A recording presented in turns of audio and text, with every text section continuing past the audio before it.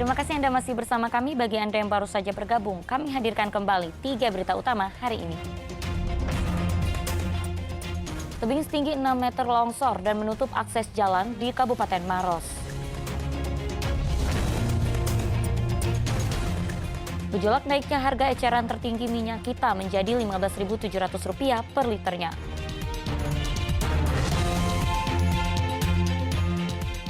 Saya ajak Anda melihat tempat pembuatan kapal pinisi dari abad 15 di Kabupaten Bulukumba.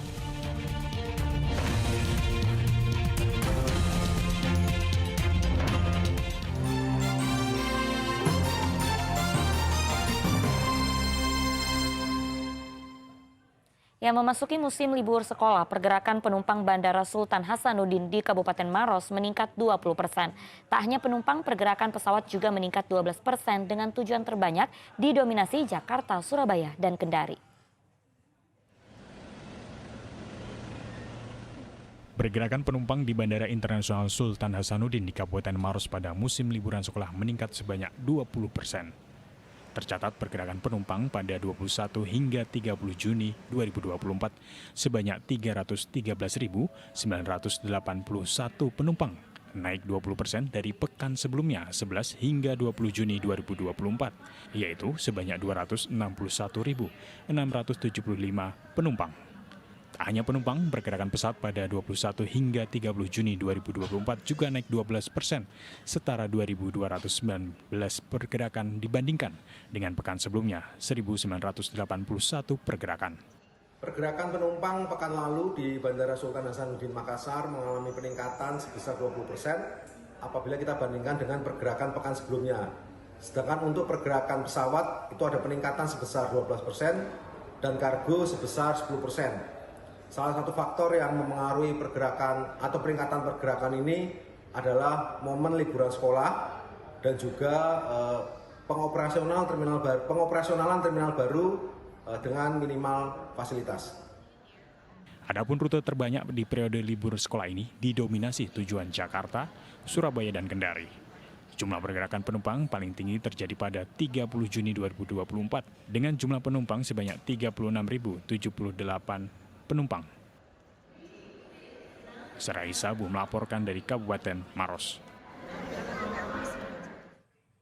Ya, berikut saya ajak Anda berwisata melihat proses pembuatan kapal pinisi. Kalau pernah dengar lagu Nenek Moyangku Seorang Pelaut. Nah, lagu itu nyatanya adanya tepat di Kabupaten Bulukumba, daerah di mana tempat pembuatan kapal pinisi dari abad 15.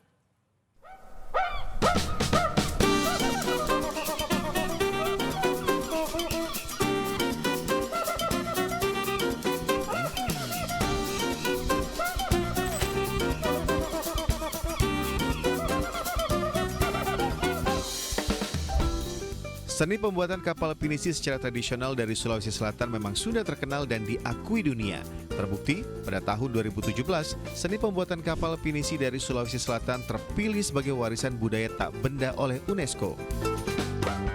Kapal pinisi sudah ada sejak tahun 1500-an dan banyak digunakan oleh para pelaut Bugis, Konjo, dan Mandar di Sulawesi Selatan sebagai kapal perdagangan. Konon kapal ini mampu berlayar menerjang ombak ganas hingga membuat masyarakat Sulawesi dikenal sebagai pelaut ulung. Keberadaan para pengrajin kapal pinisi di tempat ini pula yang membuat Kabupaten Bulukumba dijuluki sebagai Buta Panrita Lopi, yaitu bumi atau tanah para ahli pembuat kapal. Lokasi pembuatan kapal pinisi di Kabupaten Bulukumba bisa ditemui di beberapa wilayah, salah satunya di Desa Tanah Beru, Kecamatan Bonto Bahari. Betul. Jadi khususnya di Indonesia, di mana ada pantai, di mana ada bikin kapal, pasti orang Bulukumba yang ke sana kerja itu. Sampai Sumatera sana orang kerja. Papua sampai Sumatera. Turun-temurun ya, dari nenek moyang memang. Sekarang usia saya sudah 52 tahun. Sejak 95 saya sudah mulai kerja kapal. Di lain sisi kita pelestari budaya. Di lain sisi juga untuk cari nafkah buat keluarga dan pembuka lapangan kerja begitu. Dahulu seni pembuatan kapal pinisi di Bulukumba ini terkenal dilakukan dengan cara tradisional. Walau masih menggunakan cara-cara tradisional, teknik pembuatan kapal pinisi sangat memperhatikan ketelitian dari sisi teknik dan navigasi. Kini pembuatannya tentu telah menggunakan rancangan perhitungan serta desain dirancang dengan alat modern. Ya, kapal yang pernah kami bikin yang pertama Jiwa. Sekarang ada di Phuket, Thailand.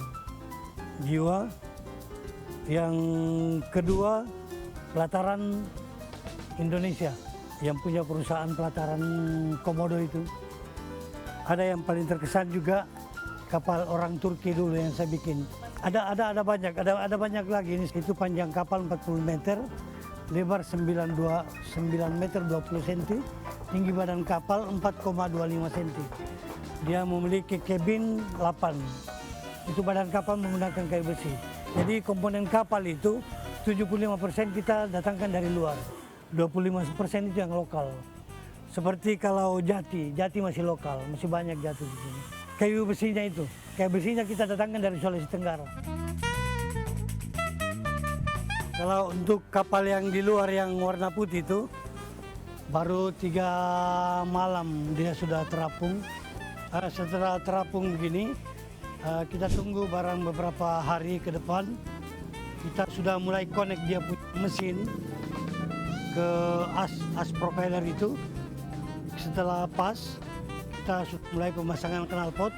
Setelah pemasangan knalpot, sudah bisa kita tes berlayarnya kapal. Gitu. Harga kapal yang paling murah itu 1 M dengan ukuran panjang 19, lebar 7, belum ada mesin tapi. Yang paling banyak itu ukuran begini, standar ini. 6 meter, 7 meter, bahkan 8 meter itu standar itu. Kalau harganya bisa di sekitar 5 M. Ya syukurlah, alhamdulillah sekarang karena dengan sisi nilai ekonomisnya sehingga banyak anak muda yang terpanggil juga untuk terjun ke bisnis usaha kapal ini. 17 tahun yang lalu, 95% pemesan kapal, khususnya kapal wisata, orang luar negeri. 95%. Sekarang kebalik, Pak. Justru orang lokal yang 95% sekarang. Kalau bukan kita yang muda untuk terpanggil untuk melestarikan kita punya budaya, siapa lagi kan?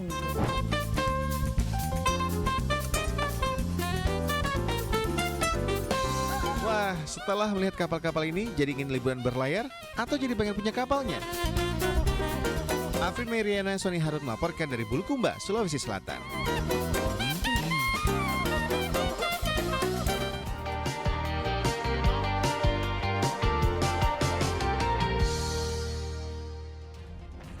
Informasi tadi mengakhiri jumpa kita. Atas nama rekan yang bertugas, saya Auriga Agustina mengucapkan terima kasih atas kebersamaan Anda.